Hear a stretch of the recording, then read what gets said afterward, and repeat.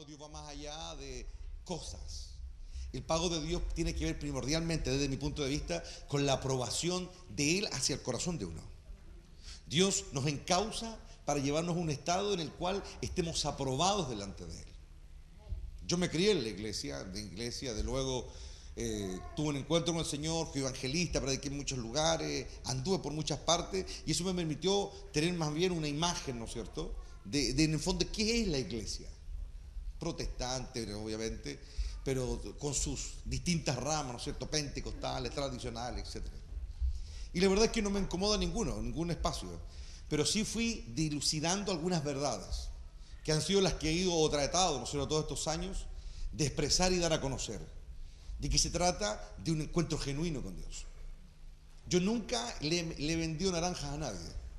Cuando yo le hablo a alguien del Evangelio, en un momento, sea desde un púlpito o así, persona a persona, yo le pongo enseguida en el tapete lo que esto cuesta.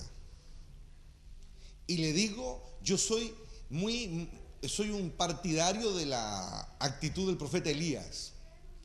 Cuando Eliseo, ¿no es cierto?, es llamado por Dios, y vemos que Eliseo siente el llamado por el Espíritu, Elías hace todo lo posible por deshacerse de Eliseo. Y siempre le dice, yo tengo nada contigo, ándate de aquí, le dice. Porque en el fondo, el profeta es un hombre tratado por Dios. Un hombre que ha tenido una vida dura. Y yo siempre he pensado, ¿no es cierto?, de que son muchos llamados y son pocos los escogidos. Pero lo que sí me consta es de que cuando Dios llama a alguien, tú lo podías apalear, lo podías echar, lo podías todo, pero cuando es Dios quien lo llama, es más fuerte que cualquier otra cosa que pueda ocurrir abajo. Entonces yo, basado y afirmado en ese principio divino, lo que me he tratado de esforzar es obviamente ser un ejemplo, ser alguien que trate de inspirar a los que están alrededor de él, pero nunca buscarle caerle bien a la gente. No. Eso no significa que yo no tengo amigos, significa que yo no me río, ustedes ven cómo yo hablo, predico, etc. Pero nunca buscar el congraciarme con alguien para que siga al lado mío. Si alguien me toma por su maestro, sabe que esta cuestión no es fácil, pero que es verdad. ¿Me entienden? Una vez yo les ponía la analogía, ¿no es cierto?, de cuando uno compra un electrodoméstico, por ejemplo, una plancha, por decir algo, y va ahí, ¿no es cierto?, y compra esa marca chancho que no conoce nadie y cuesta 5 lucas, y eso es lo que te dura también, 5 horas, ¿me entienden? Y se acaba. Pero luego tú vas a un lugar, ¿no es cierto?, compra una de marca alemana, una buena, que te cuesta 70, 80 lucas, pero tenés plancha para toda la vida. Y ahí se aplica, ¿no es cierto?, el principio que lo barato cuesta caro. Y lo caro termina valiendo lo que costó. Y no hay nada más a veces decepcionante cuando uno se compra algo, ¿no es cierto?, y que a los días está fallando, ¿no? La decepción, ¿no es cierto?, de que te lo entregaron en un paquete bonito, así todo nuevo, etiquetado, y cuando tú llegaste a tu casa, lo pusiste ahí, no sé, un televisor, algo lo pusiste a funcionar, te vas a sentar, han pasado un par de semanas y de pronto la cuestión comienza con chisporroteo, comienza a echarse a perder y te da rabia, ¿no es cierto?, porque te sientes estafado. Te da rabia porque tú dijiste, yo tenía mis luquitas y las invertí en este cuento, ¿no es cierto?, y ahora pues tengo que ir, ¿no es cierto?, ahí al servicio técnico, ahí, ¿no es cierto?, que cuando te van a vender, ¿no es cierto?, te la ofrecen todo, y cuando tú vas a realegar, te pasan para allá, te pasan para acá, y no, después tienes que mandar al servicio técnico, no sé, 3 meses la cuestión, y finalmente pasáis los primeros 3 meses de tu compra sin nada, y después, si es que te la arreglan. Eso es exactamente el Evangelio. Siempre va a ser una verdad que se entrega, y cada uno va a decidir qué verdad toma. Yo decidí abrazar la verdad dura, porque no quiero sentirme estafado después. Cuando Dios se manifestó en mi vida, hace muchos años atrás, yo he hablado de este proceso, Él nunca me la pintó fácil. Él me dijo que esto iba a ser duro. Él me dijo, al principio, estamos hablando 10 años atrás, 8, 9 años atrás, me dijo, va a ser duro, te van a perseguir, te van a calumniar, te van a armar la vida de cuadro, el mundo te va a odiar. Me dijo, esto va a ser, ¿lo tomas o lo dejas? ¿A quién le dijeron, hermano? Yo he hablado de valentía por eso, porque no basta con conocer la verdad, no basta con entenderla, hay que tener el coraje para defenderla de los demás y de uno mismo.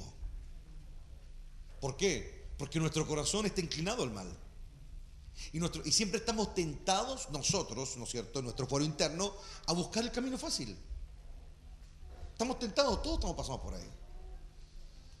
Les quiero leer un pasaje que está ahí en Proverbios, capítulo 25, no lo busquen, yo se lo leo. Dice, estos son los proverbios de Salomón, dice, reunidos por los consejeros del rey Ezequías de Judá. Y dice, el privilegio de Dios, es privilegio, de Dios ocultar un asunto. Lo repito, es privilegio de Dios ocultar un asunto y es privilegio del rey descubrirlo. Luego dice, nadie puede comprender la altura de los cielos, la profundidad de la tierra. Y luego entre signos de exclamación, ¿no es cierto?, poniéndole énfasis a lo que ahora va a decir, dice lo siguiente: ni todo lo que pasa por la mente del rey. Obviamente, el rey del que está hablando es a quien se le encargó descubrir el secreto de Dios. Y dice, nadie puede comprender la altura de los cielos, la profundidad de la tierra, ni todo lo que pasa por la mente de un rey. El rey, desde el principio de los tiempos, ha sido alguien que está al frente, un monarca, alguien que dirige, alguien que encausa, alguien que une a un pueblo. Esa es la misión de un rey, ¿no es cierto?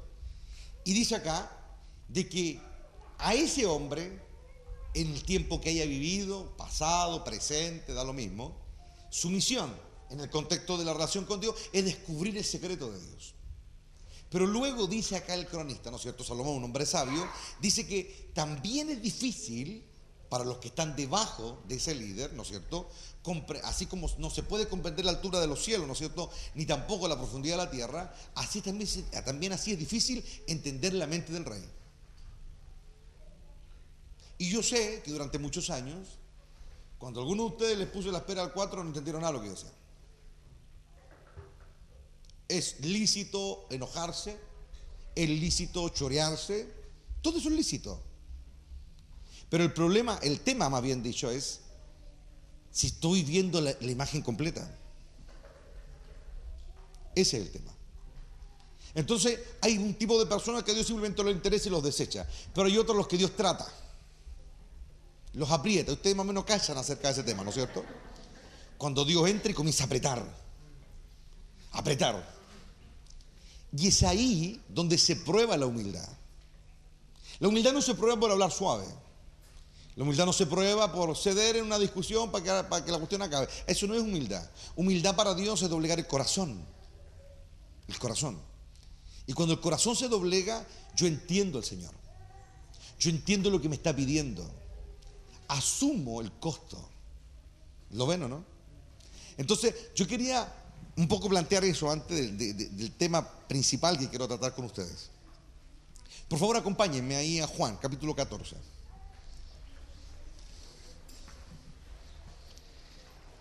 Y quiero leerle unos pasajes que la verdad que a mí me ha hecho pensar en estos días. Y quiero compartirlo con ustedes. Juan, el Evangelio, capítulo 14.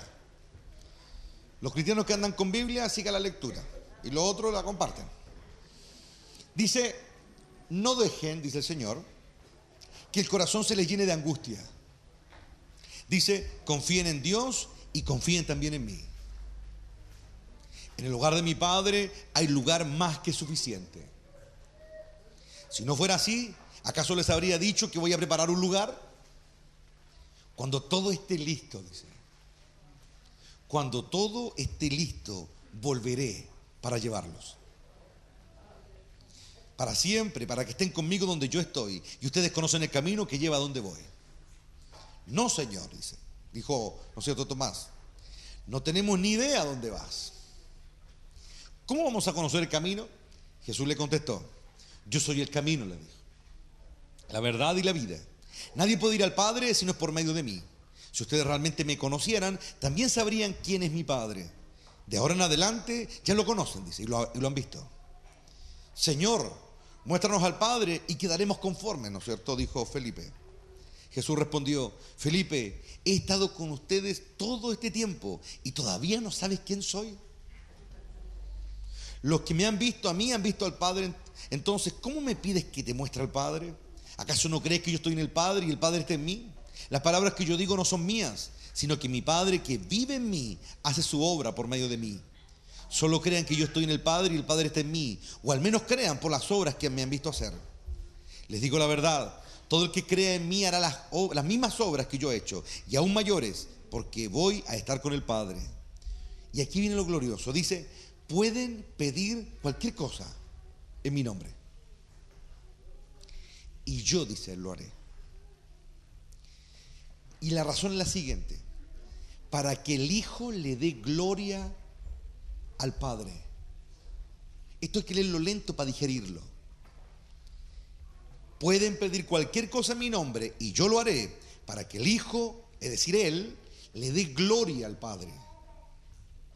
Es cierto, dice. Pídanme cualquier cosa. Y ahora está haciendo una exclamación, dice. Yo lo haré, dice. Cuando la Biblia usa su signo de exclamación, es un énfasis. Es como que Él quiere convencer a su auditorio porque al parecer no le están recibiendo bien. O más bien dicho, no le están creyendo o están simplemente oyendo.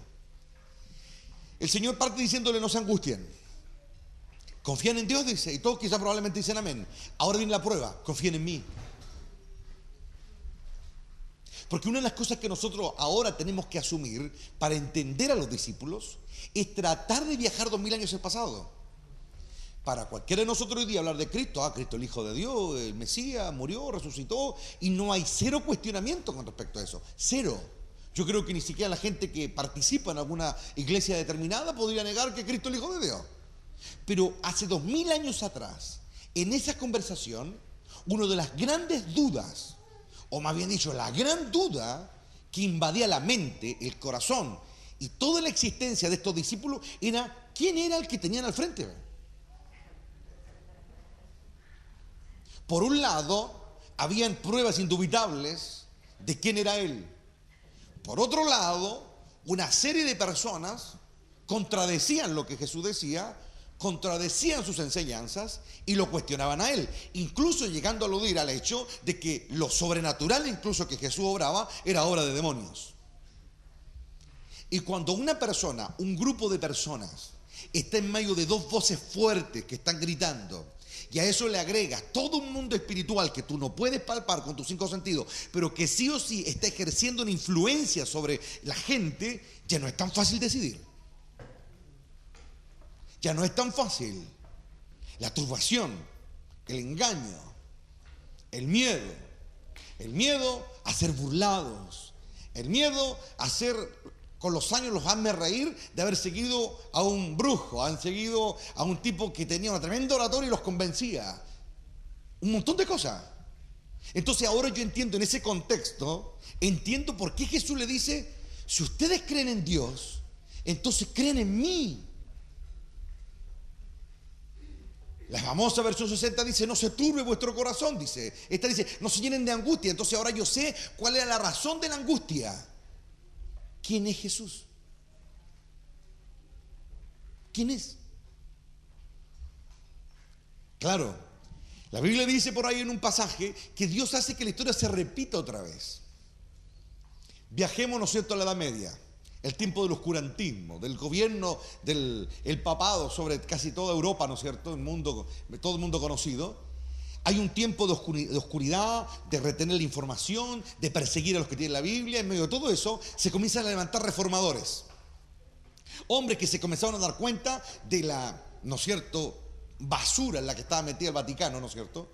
Porque yo siempre hablo del Vaticano, no de los católicos. El Vaticano es algo muy distinto a los católicos. Hay católicos muy buenos que aman mucho a Dios, pero la basura está allá en el Vaticano, hay a puerta cerrada, ahí está la basura. Y tengo pruebas de lo que estoy diciendo. Pero no es el tema hoy día. Y de pronto aparece, por ejemplo, un John Hus, que comienza a dar testimonio de la verdad y comienza a poner en el tapete muchas de las realidades que se estaban viviendo. Abusos, inquisición, tortura, persecución, cohecho y un montón de cosas que eran evidentes. Pero era tanto ese manto de oscuridad que había sobre el mundo que la gente como que no computaba, no lo lograba ver. Aunque muchos incluso iban a penitencia, ¿no es cierto?, al Vaticano, ¿no es cierto?, y a donde estaba el Papa, a pesar de ver la aberración ahí, frente a ellos, no eran capaces de darse cuenta. Porque había una realidad espiritual que, por decirlo en palabras simples, los atontaba. Entonces mucha gente entra también en la crisis. Estos sacerdotes que están decidiendo de la Iglesia Católica, ¿no es cierto?, de la Santa Iglesia Católica, ¿serán de Dios? ¿Serán del diablo? ¿Dirán la verdad? ¿No la dirán? Hasta que aparece, por ejemplo, hubo muchos reformadores, pero el que marcó un hito fue justamente Martín Lutero. En Wittenberg, ¿no es cierto?, Alemania, él va y clava las 95 tesis, que eran 95 protestas contra la Iglesia Católica, contra el clero, ¿no es cierto?, contra sus imposiciones, siendo él, ¿no es cierto?, un clérigo, siendo él un maestro, un jesuita, perdón, un sacerdote, siendo él, ¿no es cierto?, alguien metido dentro de la iglesia. Y comienza esta lucha, y lo que la gente no muy bien sabe es que en Alemania, por esta revolución que vino, ¿no es cierto?, del protestantismo, cerca de 50.000 personas murieron en pugnas callejeras, peleas, entre los seguidores del protestantismo y los fanáticos del catolicismo. Entonces imagínate tú en medio de un contexto así, observando todo eso, y en un momento diciendo, bueno, ¿quién tiene la razón acá? Porque aparece el clero en la Iglesia Católica que ostenta casi 1500 años de historia y nos dice de que este que apareció recién ahora es un aparecido, es un rebelde, un contumado, un instrumento del diablo, y bueno, y todos dicen cosas. Y entonces en medio de todo eso, Dios hace que la historia se repita otra vez. Y así le gusta a Dios. Recién me emocioné mucho con la dramatización que hacen los niños acá. Porque la historia nos relata, ¿no es cierto?, que fueron 12 espías a reconocer la tierra durante 40 días y cuando vuelven, muchos de, la gran mayoría, de hecho 10 de 12, dicen de que la tierra es intomable, que es un suicidio, que fue un engaño de Dios. ¿Y qué cree la gente? Otra vez, la maldad de su corazón se los come vivos. Es decir, solamente falta una palabra soez nomás que caiga, una palabra de cuestionamiento que caiga, una palabra de rebelión, una sola, y es como una tierra de cultivo, diría un biólogo. Y se multiplica la maldad, y se multiplica la angustia, y se multiplica la separación. Y siempre son pocos los que en medio de las crisis la tienen clara. Entonces ahora yo entiendo las palabras de Cristo cuando Él dice, el reino de los cielos es de los valientes, de los que lo arrebatan.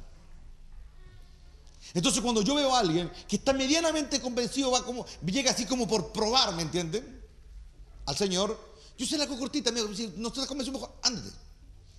Porque para qué te queda una pelea que no es para ti. Pero si te vas a quedar, quédate con todo. Y eso provoca angustia. Porque al hombre le gusta la divagancia. Le gusta la posibilidad de que si no me viene esta puerta, tomo esta otra. Y si no viene esta, me voy a esta otra. Y a Dios no le gusta eso. Dios dice, es todo o nada.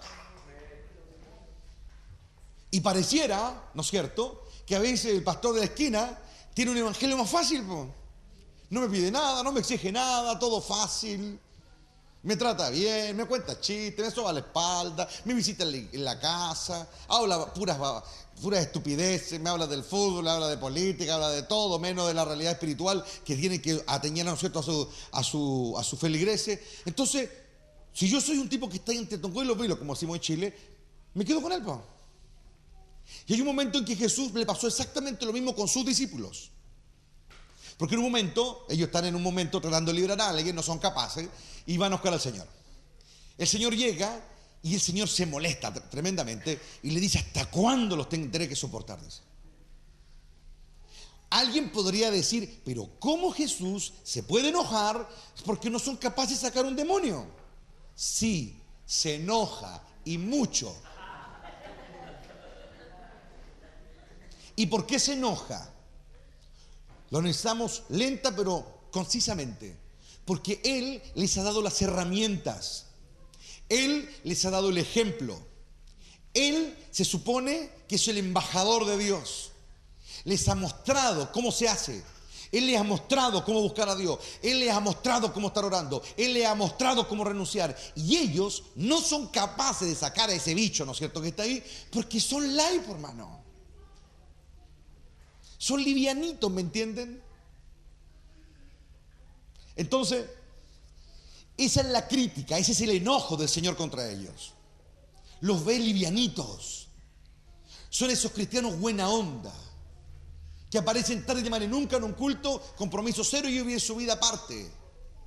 Entonces yo siempre he pensado que si voy a escuchar a alguien decirme algo, primero lo meto en una pieza con un endemoniado así calibre 5.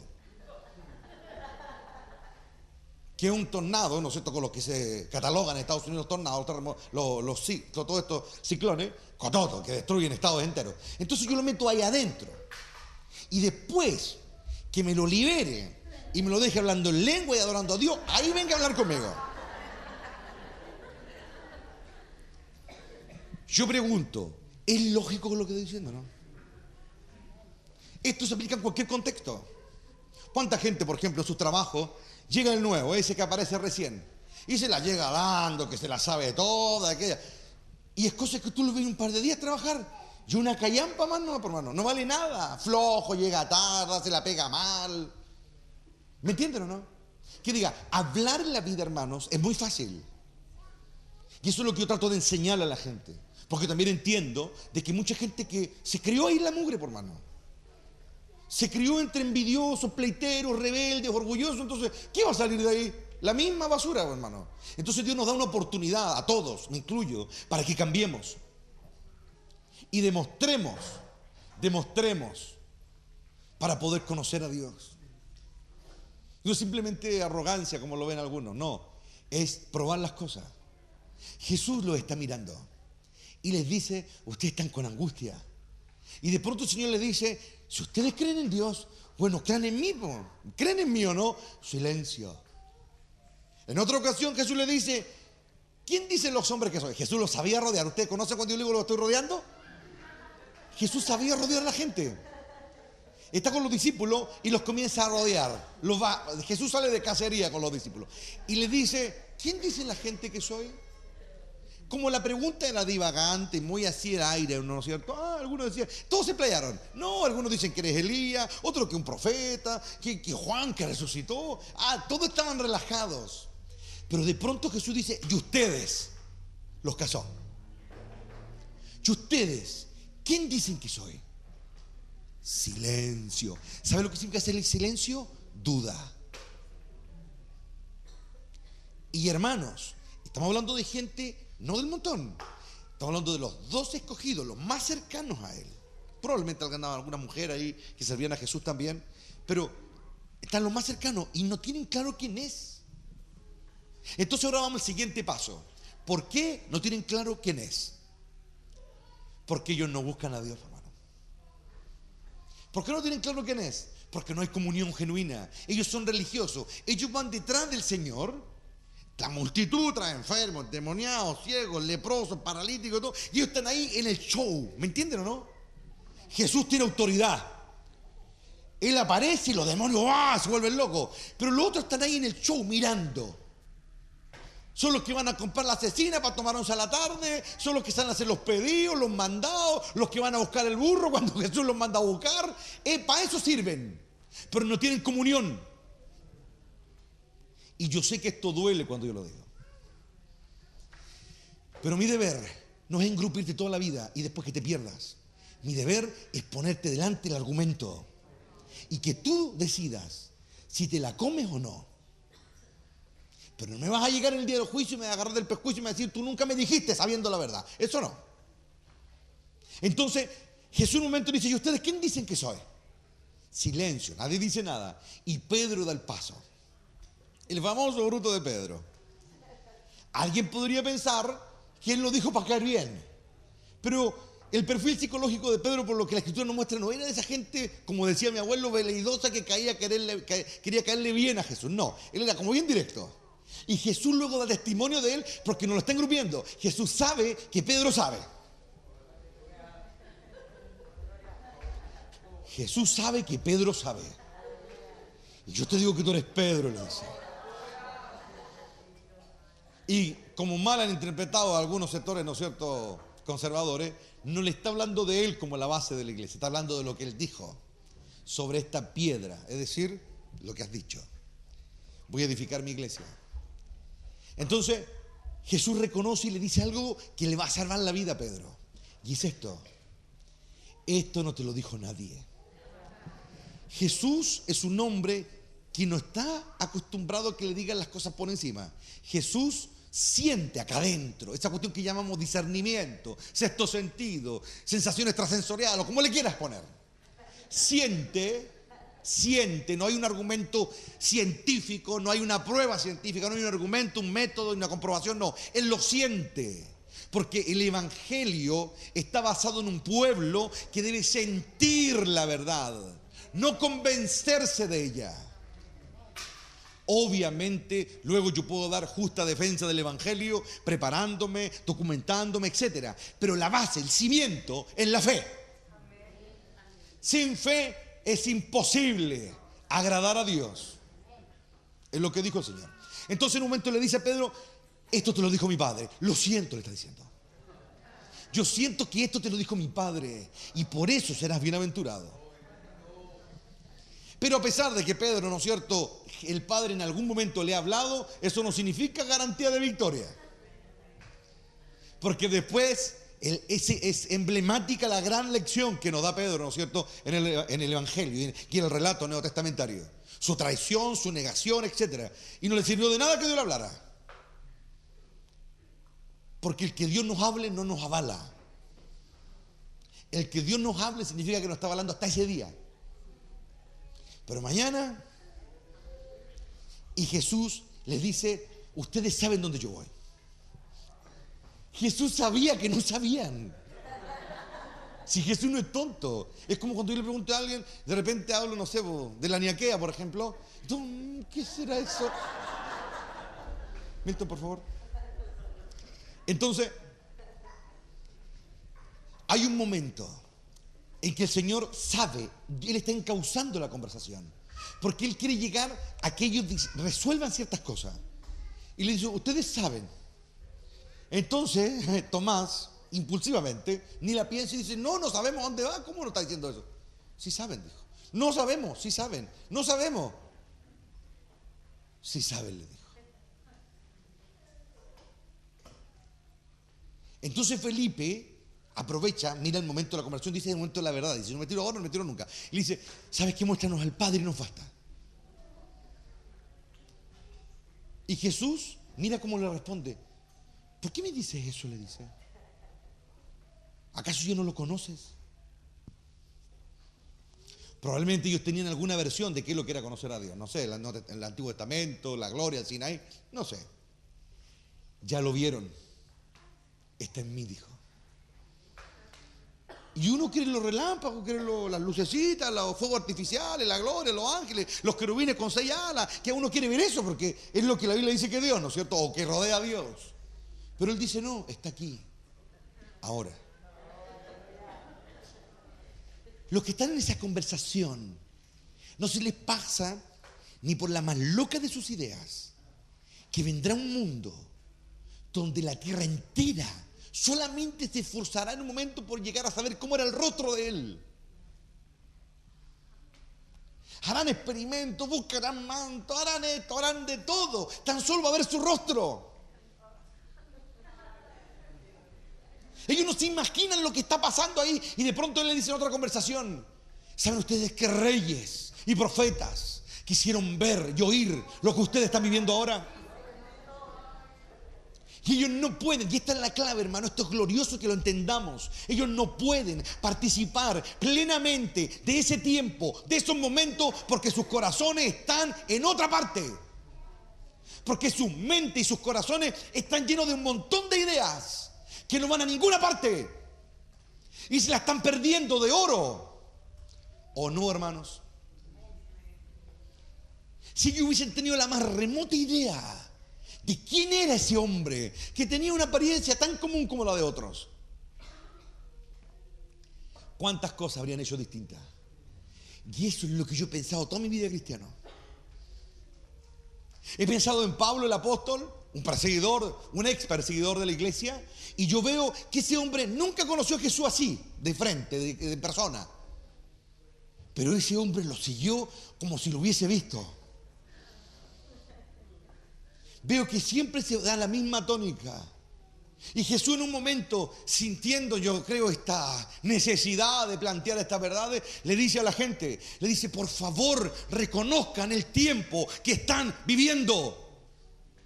Desen cuenta, si ustedes pueden reconocer el clima y dicen, cuando el cielo tiene arreboles, cuando está rojizo con arreboles, ustedes dicen: mañana hará buen tiempo, ¿no? ¿Por qué no pueden reconocer este tiempo? ¿Y sabes qué? Como lo dice por ahí una canción mundana, el hombre es el único animal que tropieza con la misma piedra. Y la misma piedra. Entonces yo también me he puesto en el lugar de los hombres. Y digo, Señor, esa cuestión a mí no me va a pasar. Yo no voy a entrar a cuestionar leyera.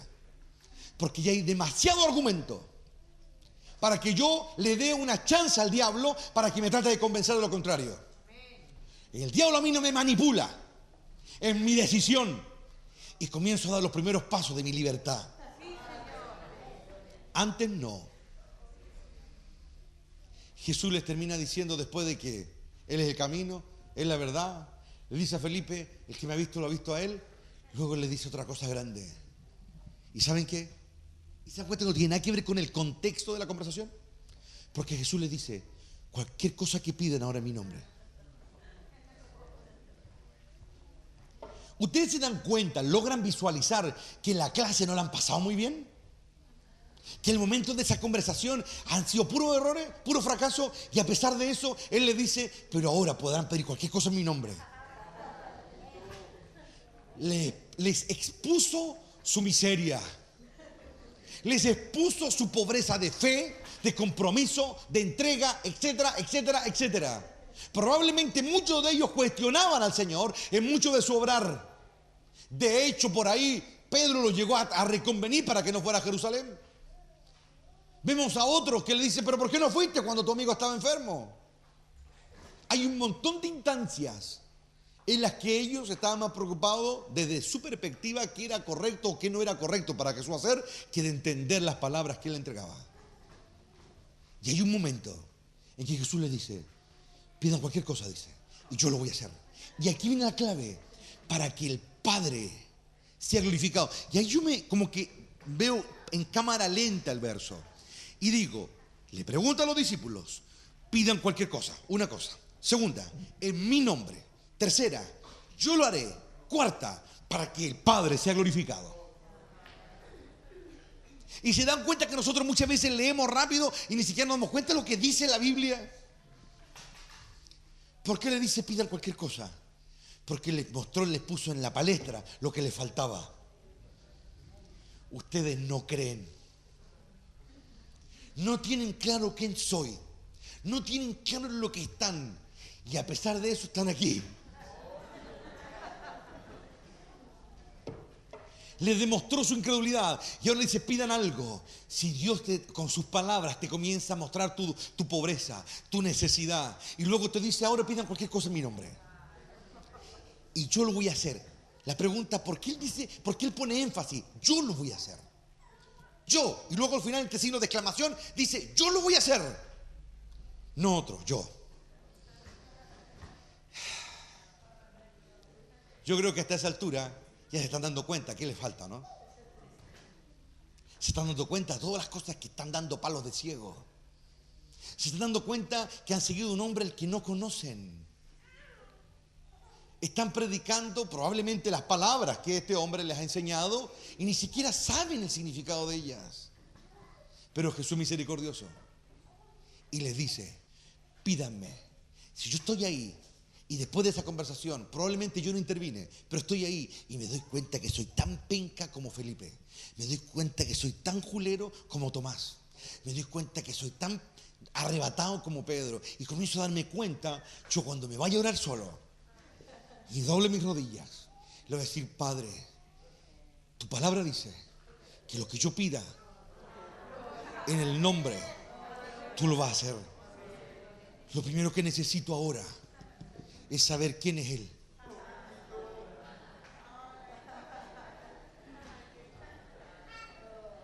Porque en el caso de Pedro, dejé mi casa, dejé mi familia, dejé todo, y ahora me doy cuenta que no sé quién es. Era el primer paso. Ya no quiero repetir lo que Él dice, quiero entender. Porque Él está dilucidando tus misterios. Y a mí me toca entenderlo a Él. Es lo que dice Proverbios 25. Léalo, ponte con calma en su casa. Busque otras traducciones y vea lo que dice el contexto. Entonces Jesús dice, yo lo voy a hacer.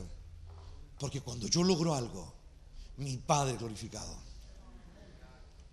Y luego, cuando van a ir a Jerusalén, ese Pedro, ese que dijo todo lo que dijo, comienza su declinación. Y Jesús le dice, tú me vas a negar. Él le dice, no, aunque muere. Y pasa todo lo que pasa y lo que ya sabemos, ¿no es cierto? Y finalmente, Jesús le dice, yo oré por ti. Eso lo hice yo. Yo oré por ti. Pueden haber orado todo aquí por ti. Pueden haber orado tú. Los ángeles pueden pedir por ti. Todo. Pero yo lo hice. Yo oré por ti. Y la intercesión de Él lo hizo. Hay cosas que solamente Él puede hacer. Oh, bendito Rey de Gloria. Hay cosas que tú no puedes hacer. No puedes. Porque no está dentro de tu fuerza. Y eso tiene un nombre. Se llama humildad. Y Dios engrandece al humilde. Cuando se da cuenta que no tiene la fuerza, ni la sapiencia, ni el conocimiento, ni nada. Y nunca lo va a tener. Porque no tiene esa altura. Y se logra. Y ahí es cuando Dios viene. Dios le dio fuerza a Sansón, ¿no es cierto? Y él la desperdició y la perdió y fue humillado públicamente. La gran gloria de Israel fue humillada ante los filisteos. ¿Y por qué Dios lo tuvo que hacer? Porque él no aprendió. Pero cuando está solo ahí en el molino, humillado, golpeado, sin los ojos, torturado, etc., dice, Señor, ahora sí, hazlo otra vez. ¿Saben qué? El romano, el centurión, un gentil, un invasor. Eso era para los judíos. El romano era sinónimo del invasor, del tirano, del aprovechado, del que venía a saquear. Eso era el sinónimo de un romano. Imagínate el poncho que le cae al auditorio de Jesús cuando Él dice, no he visto tanta fe en todo Israel como en ese hombre. ¿Tú te puedes imaginar lo que pensaba el sacerdote promedio, el religioso promedio? ¿Cómo puede decir que este abusador, este invasor, este romano tiene más fe que yo?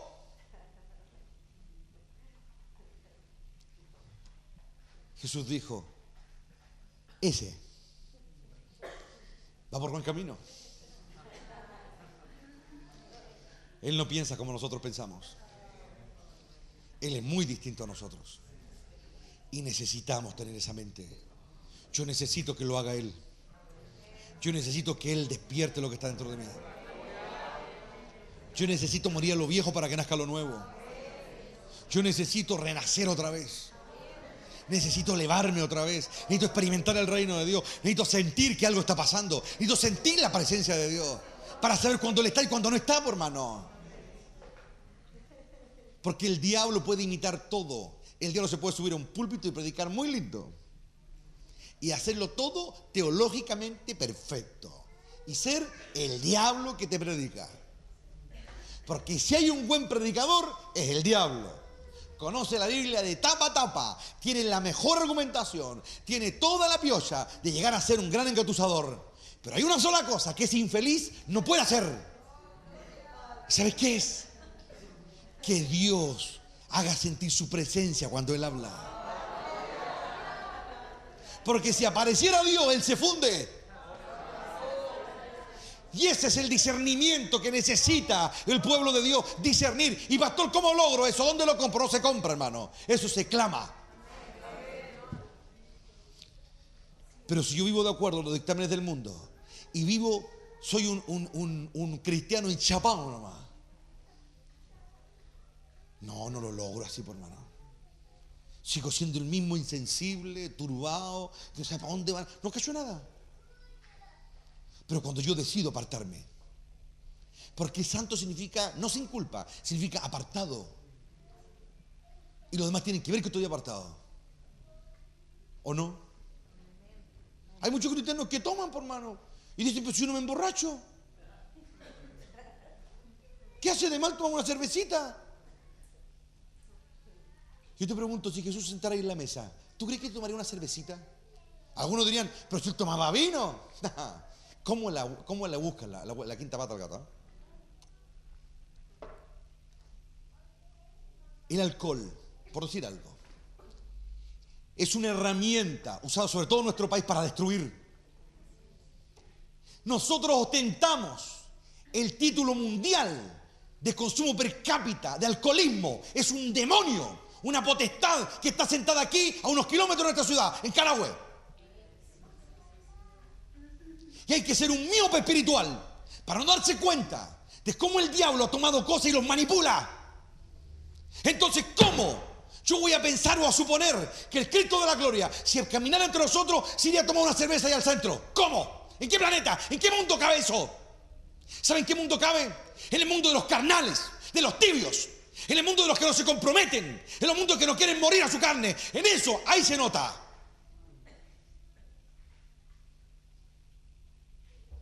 Es cosa de ver. Si vieran con los ojos espirituales y se dieran cuenta de lo que pasa frente a sus ojos. Hace unos días atrás terminó el famoso mundialito de Brasil. La FIFA es la mafia más grande del mundo. Una mafia que en su alto nivel está asociada al ocultismo, al satanismo comprobado. Comprobado, con pruebas. Las sutilidades de lo que todos llaman un deporte promueven guerras, genocidios en África. Pero como los tontos se paran frente a la tele y ven a una pila de imbéciles detrás de una pelota y a una montonada de demonios dando vueltas, pero si un deporte nomás, dicen. Entonces cuando vayan frente a Cristo, al Cristo de la gloria, y Él te pregunte y te diga, tú siendo mi hijo, saltabas y gritabas con una organización que ha provocado los daños más grandes a la humanidad, ¿qué le vas a responder? Pero el pastor le pone color, po. El pastor es extremista. Es que a él no le gusta el fútbol, entonces no quiere que nadie te divierta. Por eso le dije, Jesús dice, ¿me conocen?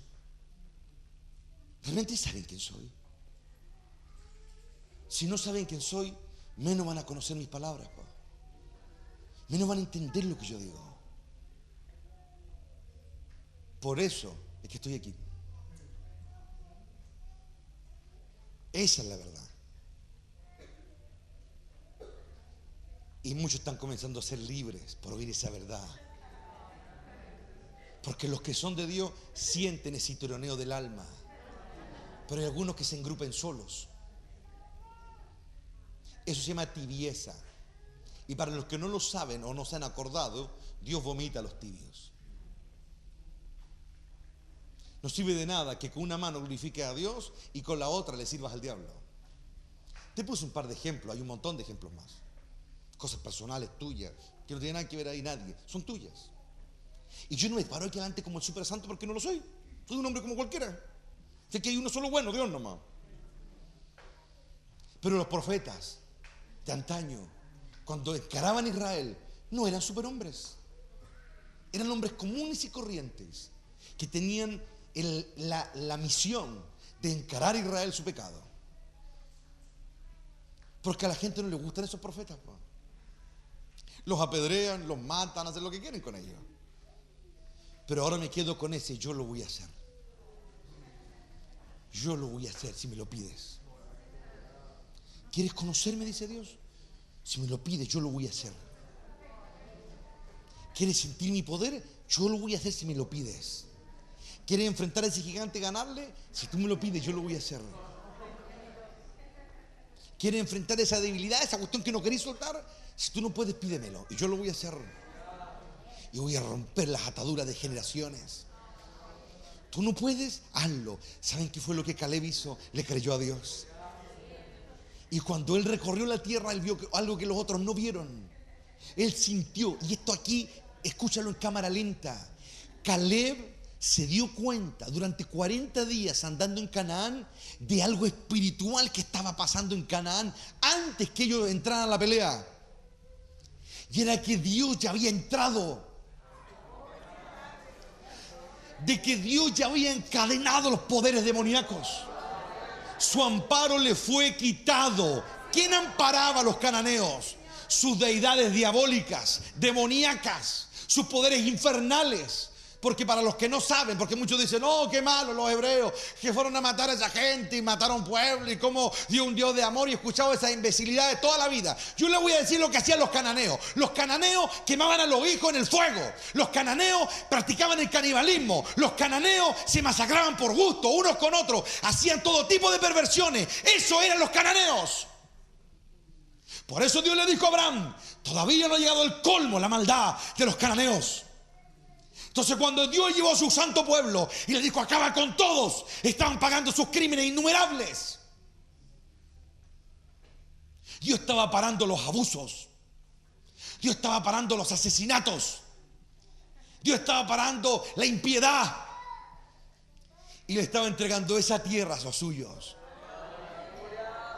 Eso pasaba en Canaán. Yo alabo a Dios por eso, hermano. A ese Dios lo sigo hasta la muerte. A ese Dios que entró luchando con su pueblo. Y Caleb le dijo a Israel, ya lo que tenían por seguridad no está. Serán grandes y todo, pero los que lo defendían ya no están. Van a caer ante nuestras manos. ¿Por qué Caleb pudo tener esa claridad y pasó a la historia como un hombre amado por Dios? Porque él sintió. No había un piano de fondo, ni una música, ni imágenes impresionantes. Él lo sintió. Sintió que ya habían ganado. Lo sintió. Para otro fue una locura. 2 millones de personas no le creyeron. Los adolescentes y los jóvenes se salvaron, pero los adultos no le creyeron. ¿Por qué? Porque andaban de acuerdo a la vista, de acuerdo a la mente, de acuerdo a lo terrenal, a lo tangible. No pudieron sentir las palabras de Caleb. Entonces Dios se deshizo de los otros y se quedó con esos 2 que sí le oyeron, y los niños creyeron. Yo me emocioné, hermano, cuando vi a los mocosos aquí pasar y representar ese momento cuando ellos bebés recogían el maná. Eran niños que le creían a Dios. Ellos no andaban cuestionando si sí, si no, si tal vez. Ellos se agarraron de Dios. ¿Sabe que yo me compungía acá adentro? Yo le daba gloria a Dios. Le daba gloria. Porque aunque yo no llegue, si ellos llegan, ya gané. Si yo muero en la pelea y ellos entran, yo gané. Porque en un momento algo tan glorioso ocurrió. Caleb se acerca a Josué y le dice lo que dijo Moisés, el siervo de Dios. Había muerto hacía 40 años atrás y todavía era el siervo de Dios para ellos. Yo me emocioné. Y me emocioné porque en medio de ellos también vi a mis hijos. Los vi luchar. Los vi recoger el pan de Dios. Cuando uno ve con los ojos honestos nomás estas cuencas, estas cuestiones que tenía aquí llama ojo, si usas y eso para ver no veis nada. Pero si ves con esto, ves hacia la eternidad. Y yo vi a esos niños, vi cómo recorrían, es como que vi el desierto, vi a los mocositos que con alegría recogían el maná, llenaban sus tiestecitos y le creían a Dios. Le creían a Dios. Ellos no tenían discernimiento, pero tenían un corazón limpio y le creían a Dios. Y Caleb se quedó con puros niños, pero con ellos conquistó la tierra. Eso a mí me emociona. Yo hay una sola cosa por la que lloro, y es de emoción por Dios. Yo no lloro por el dolor, yo no lloro por la traición ni por nada. Solo lloro de emoción por Dios. Sus palabras a mí me emocionan. Sus verdades a mí me impulsan. Sus mandamientos son vida para mí. Cuando yo veo a mis hijos y veo a mis niños acá y veo a estos mocosos que le creen a Dios, la historia de Dios la vuelve a repetir. Porque no es ni yo, ni el de allá, ni el de acá. Es Él que hace que la historia se repita otra vez. Y nos da el privilegio de verlo ante nuestros propios ojos. Hay que discernir este tiempo. Hay que discernir este tiempo.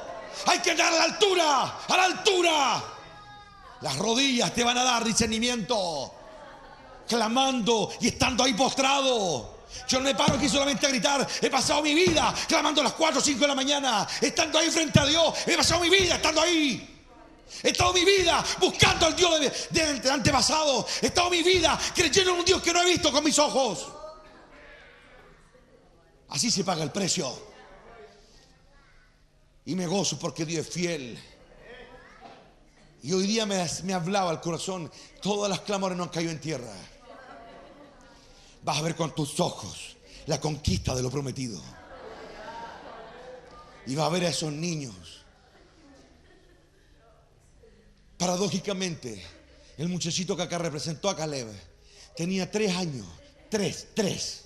Ahora debe tener unos 11, 12 años. Nachito. Cuando teníamos el jardín allá, tenía 3 años, o 2 y medio, 3. Yo voy saliendo y de pronto Dios me lo mostró a este muchachito. Como de 35 años, lo vi. Grande, su pelo como lo tiene medio castaño, su barba, tremendo muchacho, hombre ya. Entraba a un lugar y la presencia de Dios sobre tan fuerte que los demonios retrocedían, yo lo vi. Yo le pregunto a los 3 años, ¿qué vas a ver? Si no es Dios que te lo muestra. Y hoy cuando yo vi a este mocoso pararse aquí, yo en un momento levantar lo que vi en sus ojos. Es mi orgullo. Porque yo voy a envejecer, pero no me voy a cansar. Porque una cosa le demandé a Dios y es ver la bondad de Jehová en la tierra de los que viven. En la tierra de los que viven. Y yo voy a correr al lado de mi pueblo, de los jóvenes, al lado de ellos, para acabar con los enemigos de Dios. Y yo sé en quién creí. Y sé que es poderoso para salvarnos. Porque Él no miente. Hay que mirar a los lados, no darse cuenta de lo que Él está haciendo. Dios quiere que su pueblo mire más allá. Que su pueblo sienta la pasión acá adentro. Sienta el ardor acá en las vísceras. Jesús dijo, el que cree en mí, de su interior, entraña acá, van a brotar ríos. Cuando Pablo hablaba, hasta casi reyes llegaban a decir, por poco me convences. Y Pablo, ¿qué contestaba? Sea por mucho o por poco, no importa. Hay pasión acá adentro. No se trata de cuánto sé, se trata de cuánto creo. Y Caleb hoy está a la diestra, allá también arriba. Judá está a la derecha de Dios ahí, encabezado por el Rey de Reyes, y él es uno de los príncipes de Judá. Un león que le creyó a Dios. Me voy a sentir dichoso y honrado de algún día llegar a la gloria y estrechar la mano de un hombre de tal calibre. Verlo a la cara y decirle, hermano, tu legado me inspiró. Lo que hice fue por tu herencia también. Me voy a sentir orgulloso de ver a hombres valientes, porque esos son los que entran. Entonces tú y yo y cada hombre que escucha estas palabras tendrá que decidir cómo va a vivir, a medias o entregado en las manos del Rey de Gloria. Tú vas a decidir si te arrancas de tus peleas o enfrentas, porque una nación se murió por no enfrentar lo que temían. Dios no se enoja, y escucha muy bien esto, Dios no se enoja porque sientes miedo. Dios se molesta cuando te dejas gobernar por Él.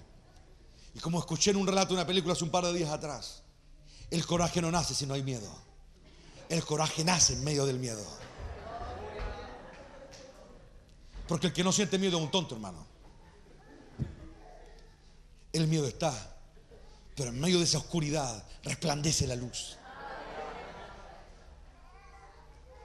La intimidación por parte de las tinieblas es tangible. Hasta Cristo la sintió en Getsemaní. Pero Él decidió brillar. El diablo lo tenía doblegado, transpirando sangre de angustia y miedo. Pero aún así se puso de pie. Y ese es el Rey en el que yo sigo. Yo alabo al Dios del cielo. Porque Cristo hace 2000 años no se rindió. Se quedó solo. Todos lo dejaron y siguió en la pelea.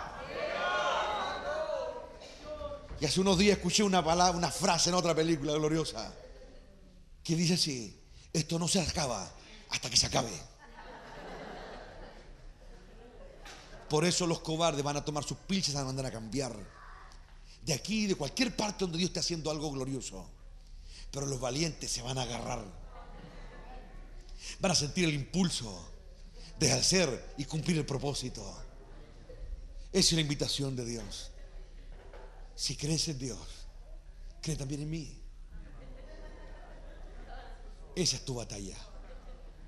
Y ahí el diablo te va a dar. Los discípulos no eran atacados en su confianza en Dios, era en Cristo. Ahí estaba el punto. Y muchos claudicaron, muchos lo dejaron, pero otros siguieron firmes adelante, sin miedo. Eso es lo que hace que Dios se acerque. En ese Dios confiamos. Y en ese Dios yo creo que tú creas. Y no te engrupas solo diciendo que soy joven, es que soy muy viejo, es que estoy cansado, es que estoy enfermo, es que soy pobre, es que soy rico, es que tengo tanto. No importa. No hay pero que valga. Ninguno vale. Solo pretextos. Porque cuando yo quiero lo hago. Cristo se caía con la cruz encima, hermano. Esa cruz encima de su cuerpo tiene que haberle provocado un montón de contusiones, un montón de hematomas, y se paraba igual. Muchos ven a un pobre hombre que lleva una cruz. Yo veo un león que no se rinde. Hay que estar ahí, bajo esos golpes, siendo humillado como está siendo humillado. Cuando todos lo dejaron solo, hay que ser muy hombre para aguantar. Si tú lo ves a él y a nadie más, vas a saber que para él todo es posible. Y tú te vas a comenzar a parecer a él, porque vas a querer agarrar esa misma cruz y demostrarle al mundo de que tú también eres hijo de Dios. Eso es lo que Pablo lo impulsaba. Quería ser igual a él. Pablo se obsesionó con la imagen del Hijo. Se obsesionó, quería ser como él. Y Pablo era duro. Si alguien no aguantaba, lo echaba afuera y seguía adelante. Y el relato sigue con él, no con los que se apartaban de él. Si no, pregúntale algún día en la gloria a Bernabé. Pregúntale, que se quedó con Juan Marco cuando se le hizo por la persecución. Pero Silas siguió a Pablo. Lo siguió a los golpes, lo siguió a las torturas, lo siguió a la cárcel, lo siguió a la traición. Y Dios seguía al lado de ellos contando la historia de ellos y no la de los otros. Dios se metió con ellos a la cárcel.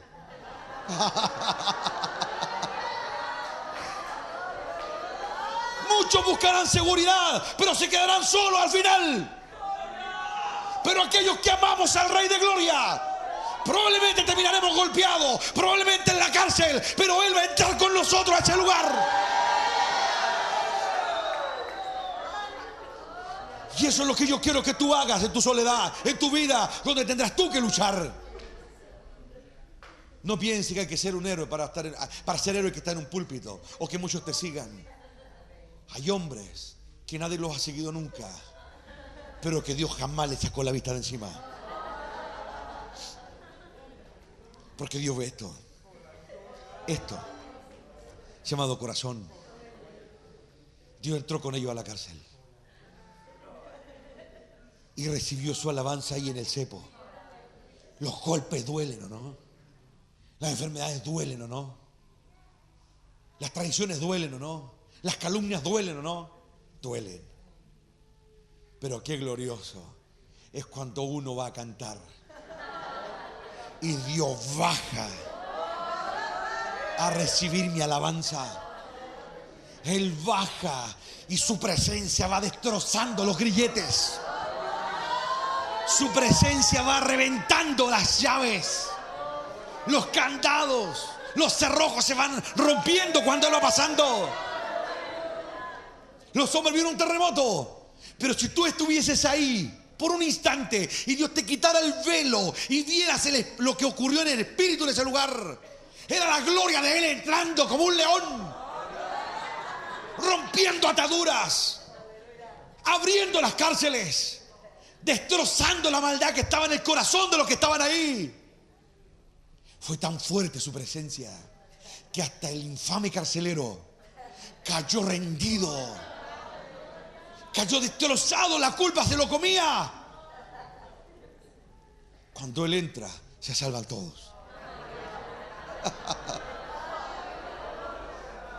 Cuando Él entra, se salvan todos. Oh, yo alabo al Rey que tengo, porque cuando Él entra, se salvan todos. Él no deja ni uno atrás.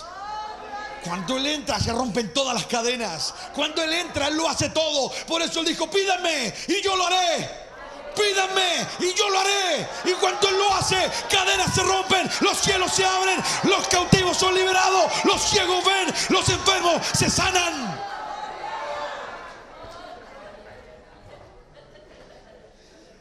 Yo alabo a Dios porque durante años he predicado y veo a mis niños a recoger el maná que cae.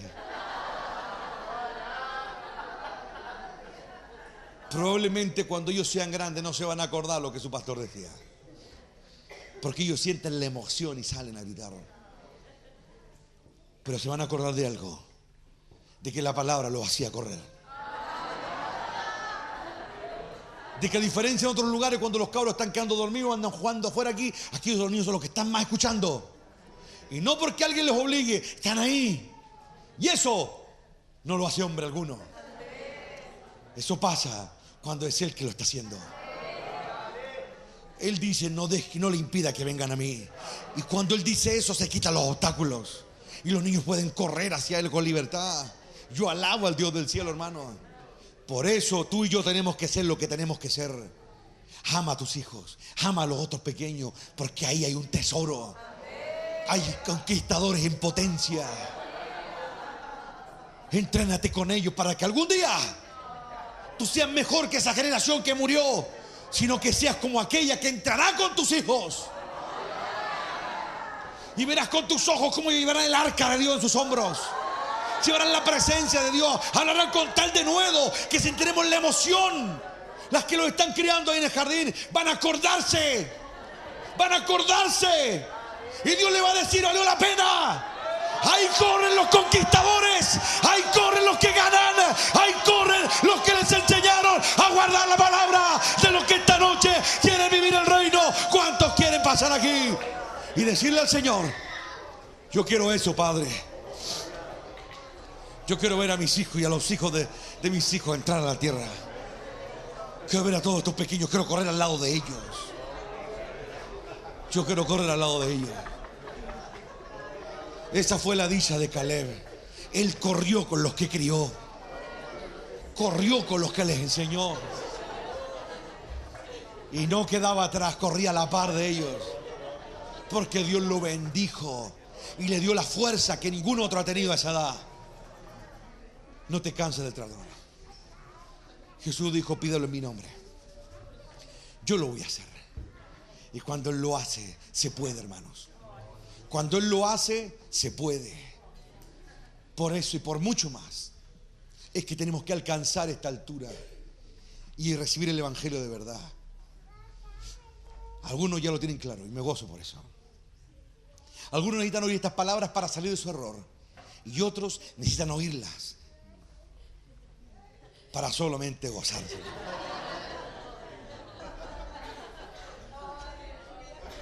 Solamente gozarse.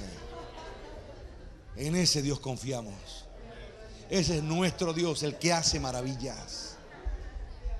Y Dios no necesita nada más. Solo tu fe, solo tu confianza, solo tu apego a Él. Nada más.